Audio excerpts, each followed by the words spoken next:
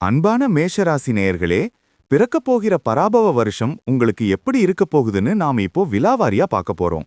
உங்க ராசிக்கு அதிபதியான செவ்வாய் பகவானோட வீரியமும் வேகமும் உங்க ரத்தத்திலேயே ஊறிப்போன ஒண்ணு. எதையும் சாதிக்கணுங்கிற வெறி உங்ககிட்ட இயல்பாவே இருக்கும்.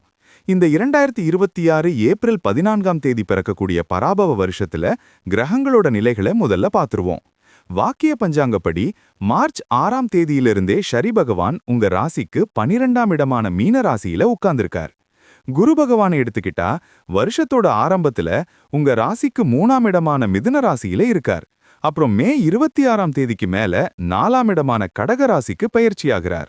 ராகு கேதுக்களை பொறுத்த வரைக்கும் வருஷத்தோட ஆரம்பத்துல ராகு பகவான் 11ஆம் இடமான கும்பராசியிலும் கேது பகவான் 5ஆம் இடமான சிம்ம ராசியிலும் இருக்காங்க.